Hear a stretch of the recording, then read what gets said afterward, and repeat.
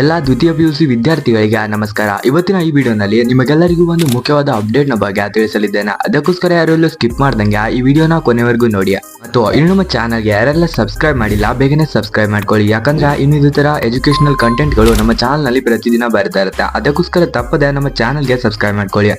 ಎಲ್ಲ ಮಾಹಿತಿ ತಿಳ್ಕೊಳ್ಳೋಕೋಸ್ಕರ ಈ ವಿಡಿಯೋನ ಕೊನೆವರೆಗೂ ನೋಡಿ. ಮತ್ತು ಇನ್ನು ವಿಡಿಯೋಗೆ ಯಾರು ಲೈಕ್ ಹಾಕಿಲ್ಲ ಬೇಗನೆ ಒಂದು ಲೈಕ್ ಹಾಕಿ ಫ್ರೆಂಡ್ಸ್. ವಿಡಿಯೋನ ಕಂಟಿನ್ಯೂ ಮಾಡೋಣ.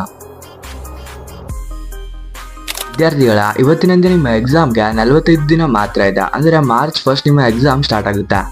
ಇವಾಗ ನಿಮ್ಮ ಹತ್ರ 1.5 ತಿಂಗಳು ಅಷ್ಟೇ ಇದೆ. ಈ ಟೈಮ್ ಪೀರಿಯಡ್ ನಲ್ಲಿ ನೀವು ಚೆನ್ನಾಗಿ ಓದ್ಬಿಟ್ಟು ಉತ್ತಮವಾದ ಸ್ಕೋರ್ ಅನ್ನ ಮಾಡಬೇಕು. ಹಿಂದಿನ ದಿನಗಳಲ್ಲಿ ಆಗಿದೆ. ಒಂದಷ್ಟು ಜನ ಓದಿರ್ಬೋದು, ಇನ್ನೊಂದಷ್ಟು ಜನ ಓದ್ದೇನೆ ಇರ್ಬೋದು. ಅದಕ್ಕೋಸ್ಕರ ಈ 1.5 ತಿಂಗಳನ್ನ ಯೂಸ್ ಮಾಡ್ಕೊಳ್ಳಿ. ಖಾಲಿ ಕೂಡಕ್ಕೆ ಹೋಗ್ಬೇಡಿ. ಸಿಕ್ಕಿರೋ ಟೈಮ್ ನಲ್ಲೆಲ್ಲ ಓದ್ತಾ ಇರಿ.